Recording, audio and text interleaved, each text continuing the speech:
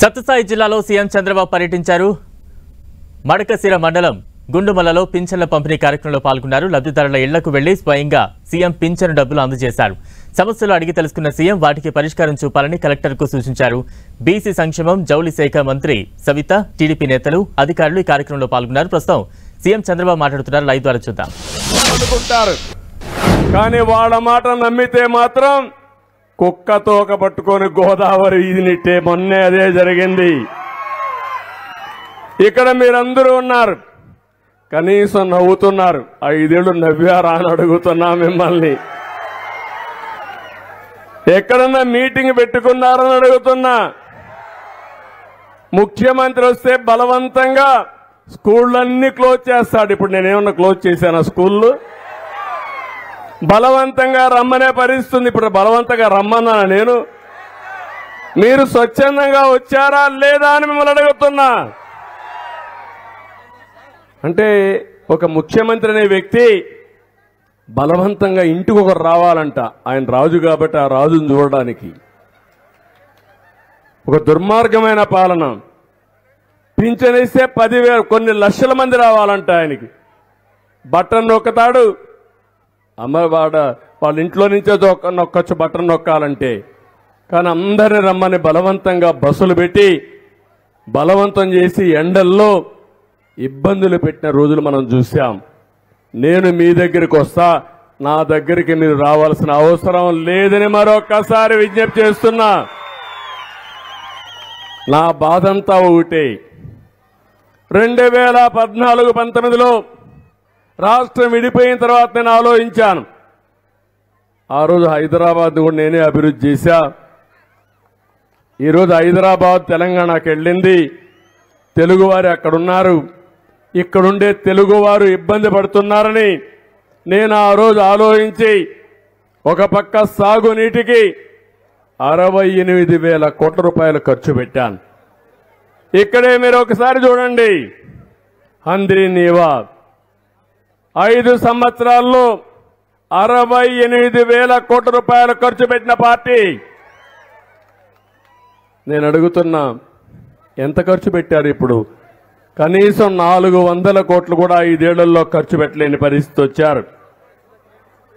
అదే మాదిరిగా ఈ మడకశిర కాలువ నేనే తీసుకొచ్చాను. నీళ్లు కూడా ఇచ్చింది నేనే ఇచ్చాను. ఇదే కాదు, మీరు ఒకసారి చూస్తే అనంతపూర్ జిల్లాలో ఎప్పుడూ కరువు జిల్లా. నేను ఒకసారి పంటలు కూడా సరిగా రాని పరిస్థితి ఉంటే, రైతులకు పెట్టిన గిట్టుబాటు కూడా రాకపోతే కనీసం ఇన్పుట్ సబ్సిడీ ఇవ్వాలని ఇన్పుట్ సబ్సిడీ కూడా నేనే ప్రారంభించిన రోజులు నాకు జ్ఞాపకం ఉన్నాయి. అదే మరిగా పింఛన్ ఇస్తా ఉంటే అన్ని ప్రాంతాల్లో 2-3 ఎకరాల నిబంధన ఉంటే అనంతపూర్కి మాత్రం 10 ఎకరాల వరకు నిబంధన కూడా ఇది చేసి మీకు పింఛన్ ఇచ్చిన పార్టీ తెలుగుదేశం పార్టీ ఆ రోజు. ఇంకో పక్క మీరు చూస్తే ఇక్కడ నీళ్లు లేవు కాబట్టి డ్రిప్ ఇరిగేషన్ ఇచ్చాను. అది కూడా 90% డ్రిప్ ఇరిగేషన్ ఇచ్చిన పార్టీ తెలుగుదేశం పార్టీ ఆ రోజు. అవునా కాదా? ఒక్కసారి ఆలోచించుకోండి. 1 ఎకరాకు వాడే నీళ్లు 2.5 ఎకరాలకు వాడుకోవచ్చని మనం ఎన్ని ఇచ్చాం. ఈ రాష్ట్రంలో తక్కువ వర్షపాతం పడే ప్రాంతం అనంతపూర్ జిల్లా, ఉమ్మడి జిల్లా. ఇప్పుడు సత్యసాయి జిల్లా 552 మిల్లీమీటర్లు పడుతుంది. భూమి అయితే 47 లక్షల ఎకరాలుంది. దీంట్లో సాగు అయ్యేది 11 లక్షల ఎకరాల భూమి. కానీ దాంట్లో సాగునీరిచ్చే భూమి చూస్తే 2 లక్షల ఎకరాలు కూడా లేదు.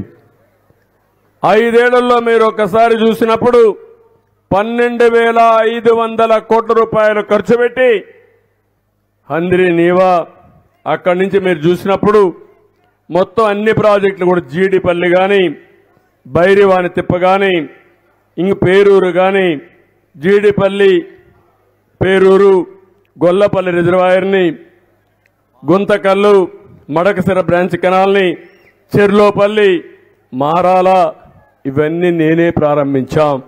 దాని అన్ని చాలా వరకు పూర్తి చేశాం. ఒకసారి లాభం మీరు ఒకసారి చూస్తే ఒక గొల్లపల్లి రిజర్వాయర్ని పూర్తి చేసి కియా మోటార్ని తీసుకొచ్చి కరువు జిల్లా ఎడారిగా మారిపోతున్న జిల్లాలో కియా మోటార్ని పరిగెత్తించిన ఘనత ఆనాటి ప్రభుత్వం అవునా కాదా అని మిమ్మల్ని అడుగుతున్నా. అదే మరి యూనివర్సిటీస్ అన్నీ పెట్టాం. ఈరోజు నాకు అనిపిస్తుంది ఈ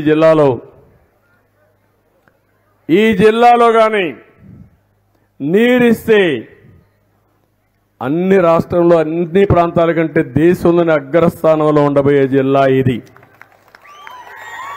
పండ్ల తోటలన్నీ వస్తాయి. ఇక్కడ మంచి పంట వేసుకుంటే ఎకరాకు 2 లక్షలు 3 లక్షలు 4 లక్షలు కూడా వస్తుంది. ఈరోజు ఉదయమే శ్రీశైలం వెళ్ళాను, మల్లన్న దర్శనం చేసుకున్నాను, కృష్ణమ్మ తల్లికి ఆరతి ఇచ్చాను. అక్కడి నుంచి బయలుదేరి మీ దగ్గరికి వచ్చాను, మీ దర్శనం చేసుకున్నాను. మీరు ఇక్కడ ఒక విషయం గుర్తుపెట్టుకోవాలి, మనమందరం కూడా ప్రకృతిని ఆరాధించాలి, నదుల్ని ప్రేమించాలి. ఎక్కడికక్కడ మనమందరం కూడా అలాంటి నదులకు ఆరతులు ఇవ్వడం ఒక ఆనవాయితీగా తీసుకోవాల్సిన అవసరం ఉంది. ఇది మన సంస్కృతిలో ఒక భాగం. నేను అందుకే గోదావరి పుష్కరాలు చేస్తే అక్కడ హారతి ప్రవేశపెట్టాను, కృష్ణా పుష్కరాలు చేస్తే అక్కడ హారతికి ప్రవేశపెట్టాం. ఆ హారతి పుష్కరాల సందర్భంలో ఘాట్లు కట్టి ఆ నదిలో పుణ్యస్థానాలు చేసి తద్వారా మనం దేవుణ్ణి ప్రార్థించాం. ఎక్కడైతే పుష్కరాలు జరుగుతాయో అక్కడ దేవతలందరూ వస్తారని మన పూర్వీకులు చెప్పిన మాట, అది వాస్తవం అని కూడా నేను మీ అందరికీ తెలియజేస్తున్నా. నేను అందుకనే ఈరోజు మీరు చూసినప్పుడు నాకు ఎంతో ఆనందం కలిగింది. 20 సంవత్సరాల్లో ఎప్పుడు కూడా శ్రీశైలం రిజర్వాయర్ ఫుల్గా జూలై నెలలో, మొట్టమొదటిసారిగా జూలై నెలలోనే శ్రీశైలం పూర్తయిందంటే నాకు చాలా ఆనందంగా ఉంది, గర్వపడుతున్నా, సంతోషిస్తున్నా.